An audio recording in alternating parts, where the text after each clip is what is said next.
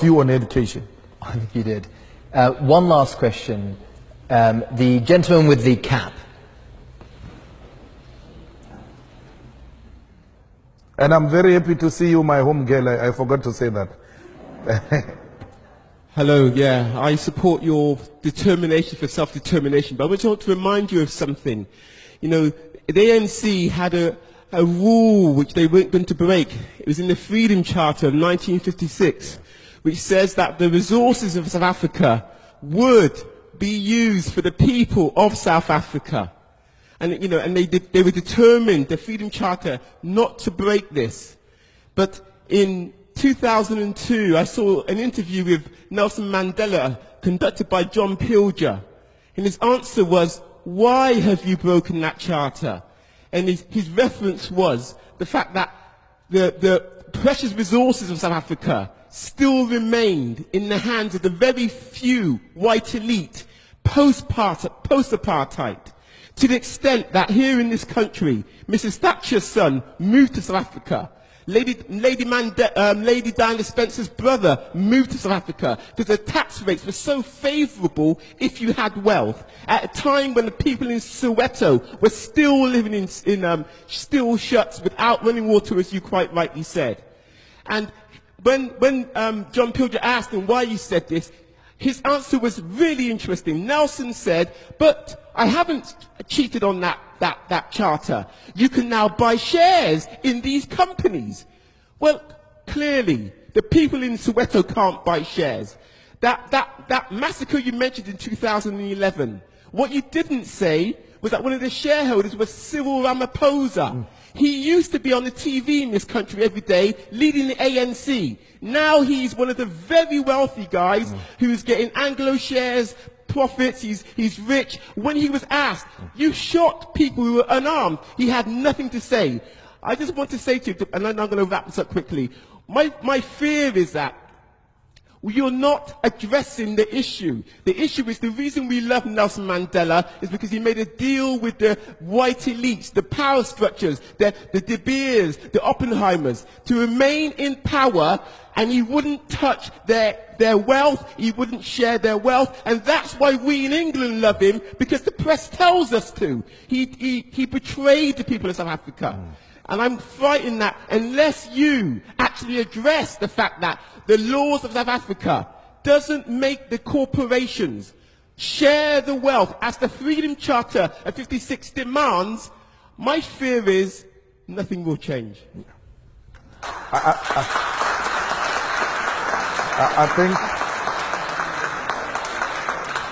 I think you captured it very well. There's no any better explanation than the explanation you have given. The deviation from the Freedom Charter was the beginning of selling out the revolution. But why did Nelson Mandela sell out the Freedom Charter? When Nelson Mandela returned from prison, he got separated with Winnie Mandela and went to stay in a house of the rich white men. He was looked after by the Oppenheimers.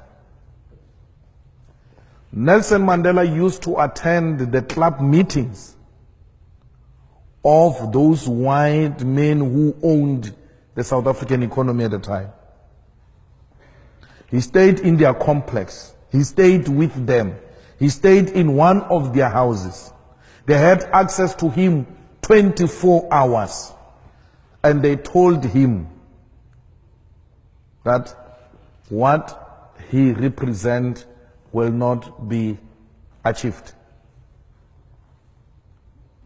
And then that's when he turned against himself. Because the Nelson we are celebrating now is not the Nelson we celebrated before prison and during prison. It's a staged, managed Nelson Mandela who compromised the fundamental principles of the revolution, which are well captured in the Freedom Charter. The EFF subscribed to the Freedom Charter. The Freedom Charter has got a detailed explanation of how everything else is going to be achieved. The Freedom Charter is the Bible of the South African Revolution. Any deviation from that is a sellout position. So, unlike Nelson Mandela, we're doing what Nelson Mandela didn't do. We are happy he ushered in. We normally don't use those phrases like Mandela sold out. And we are being too harsh, man. He was too old. He was tired. So he had to give in on some of the things. So he left it to us. We have to take it up where Madiba left it. And that's why Madiba said the struggle is not over. Madiba knew that there is an element of economic freedom that must be ushered in to complete the revolution. Madiba knew that political freedom is incomplete without economic freedom. So I wouldn't sit here and say Nelson sold out. I will say Nelson took us to a particular extent and then left it there for us to take it over. And we are here now. We don't say to Oppenheimer, this will happen, this will not happen. No. We come to Oxford University and Oxford Union and tell you what we tell Africans and what we tell everybody everywhere. The message is the same. We want the total implementation of the Freedom Charter. Those kids who demand free education, they are demanding the implementation of the Freedom Charter. Those who say, let's share in the wealth of the country, they are demanding the implementation of the Freedom Charter. I said to you, when I started, we are just continuing with the legacy of great African leaders who came before us. We're not going to compromise like Madiba did. We had, perhaps, it was necessary to have a cooling off period. We cooled off for far too long, 21 years. Now is the time to stand up and continue with the road towards economic freedom. It is possible. It is going to happen. The most reactionary institutions in South Africa, like universities, are beginning to listen. Well, those are the most arrogant institutions. They will tell you we're independent, we don't listen to those things. Academically doesn't make sense. And then they shut down everyone. They're being made to listen. Government in South Africa is listening. We marched to the Johannesburg Stock Exchange. We marched to the Reserve Bank in South Africa. We marched to the Chamber of Mines. I sit with you today. All of them are sending responses to our memorandum. All of them are beginning to say, we agree, we need to talk. But in the past 21 years, those were the most arrogant institutions.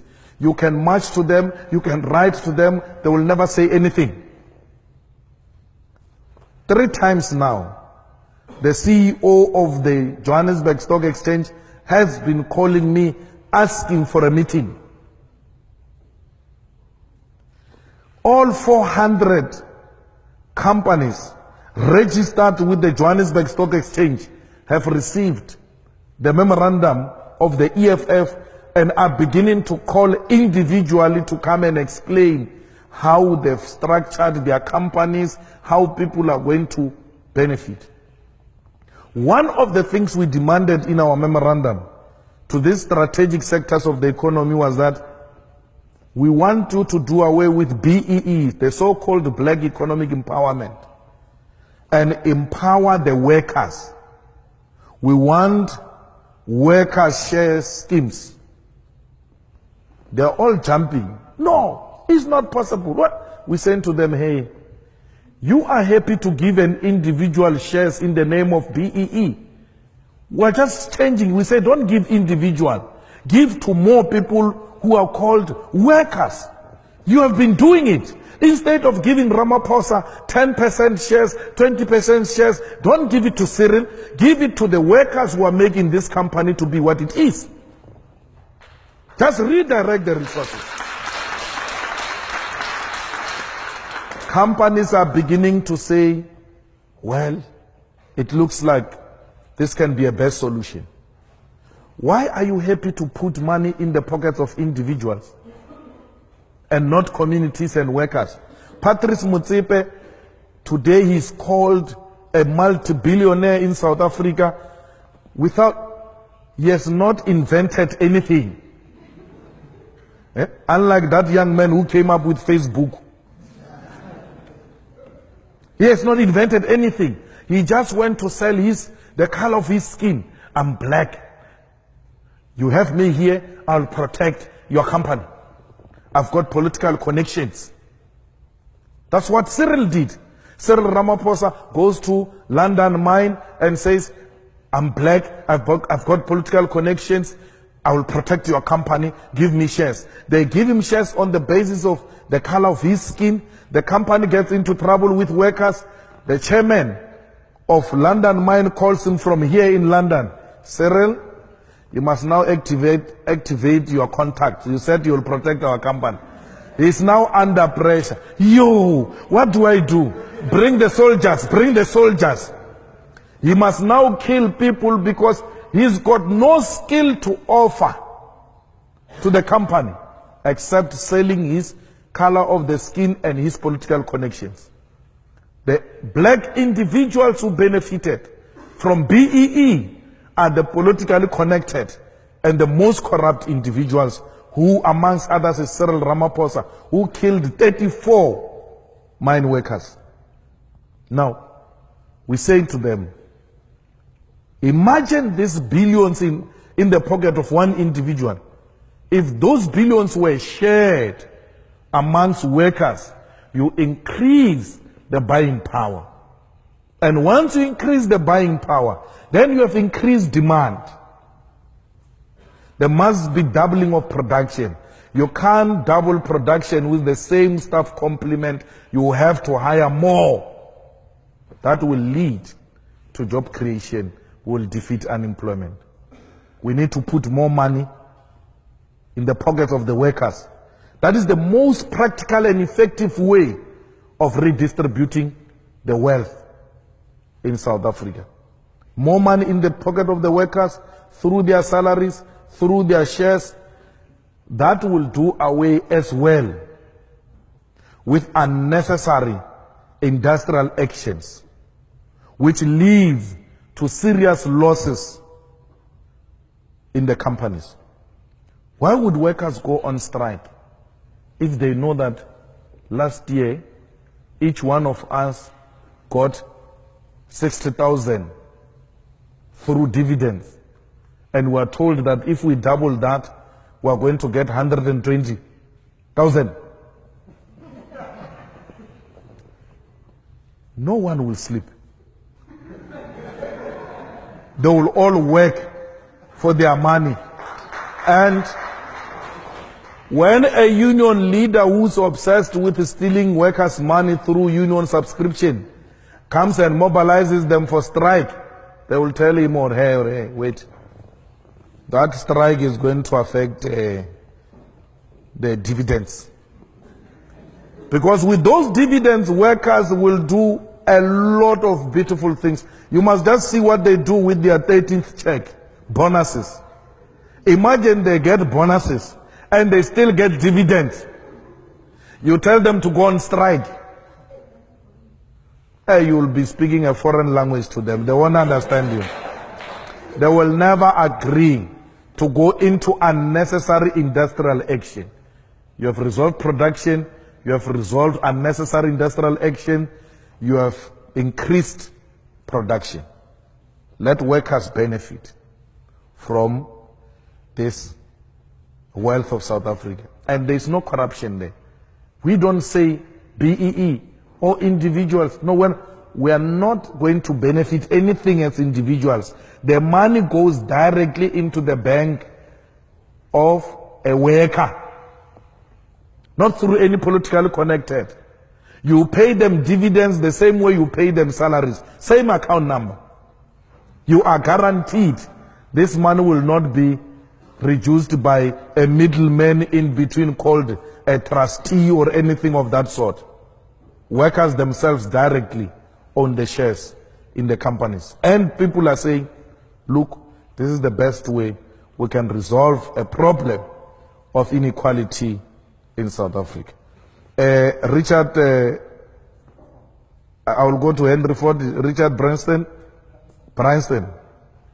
says, you don't have to worry about customers. Just take care of your workers. They will take care of customers. Once your workers are happy, there is no customer that can come here and say, I'm not receiving a proper service. And once your company provides a proper service, it will always have customers. Henry Ford in Germany, in America, no, when I was speaking to the Germans in South Africa, I was giving them an example of Henry Ford when he started Ford.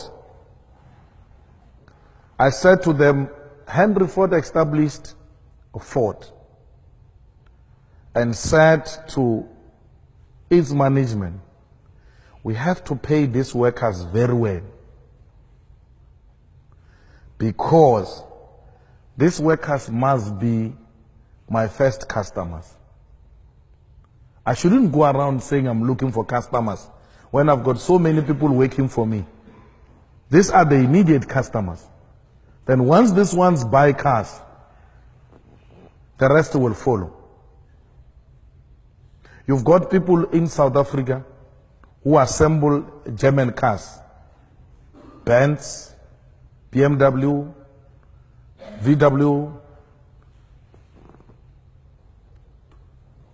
They cannot afford to buy the cheapest. Tata, leave those things they're assembling. Tata, Kia, the smallest and cheapest cars in South Africa. The people who assemble cars can't afford to buy those cars. And then you go around saying there is no market in South Africa, people are not buying it. How will they buy if you don't put money in their pockets? Have the same workers of BMW affording to buy BMW. They will not just afford to buy BMW, they will go and market that BMW themselves. Because workers are the best marketers, eh? They go around speaking good about their company and attract people to come and buy BMW. There's no market because you are not paying them well. Pay your workers. That's what we're saying to the companies. Pay your workers. They will look after you. They will look after your product. And when the revolution comes in South Africa, the workers will be the first ones to protect their own companies they work for, because they will know they are the shareholders. We shouldn't have workers as the first ones to destroy companies because they think these companies are useless, don't even add value in their lives, they are exploiting them. Workers in South Africa, if they are looked after, they will look after many families. In South Africa, you must know that when you work, you don't look after less than 7 people. 7 people you are guaranteed, they are your responsibility. So if you increase a salary of this worker, you are guaranteed 8 people will be looked after very well. And you will deal with all social ills in South Africa, including crime. South Africans don't just love crime. They are not inherently criminals. It's tough, it's difficult. They have to look for other means of survival. That's why they resort to dangerous things like committing crime. Once they are looked after, once their parents are looked after, once we reduce child-headed families, we are guaranteed of a peaceful South Africa. All these things we are asking for will lead to a situation where white people demolishes walls in their houses. All these things will lead to white people enjoying the beauty of their gardens. Because as it were now, they live in high walls, scared that they will be attacked by criminals anytime. Why would you be scared that a white person is going to attack you or a rich person is going to attack you, therefore you are building a high wall because you are scared of a rich person? No, you can't be scared of a rich person. You are scared of the poor. And you know they will come looking for what you have in the fridge and they don't have at home. That's why you are forever living in fear. You want to enjoy the beauty of your gardens. You want to enjoy the beauty of your house. Let's look after each other. There will not be a need for township people to come and steal in the suburbs of South Africa. That happens because even those who are working can't afford survival. I mean, these people who come and work for you in this house in the suburbs, and you pay them peanuts, they are the ones who see all the beautiful things in your house. They are the ones who know the entrances into this house. They are the ones who know that today you are going for a holiday. They are the ones that know that you buy special grocery for your dog, yet you don't give them enough to go and feed their families, not dogs, families. Those are the people who need to be looked after.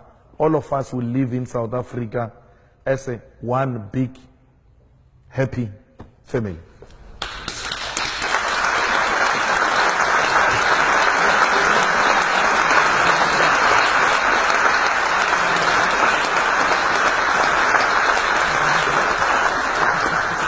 I'm afraid that's all we have time for this evening. Ladies and gentlemen, would you please join me in thanking Julius Malema?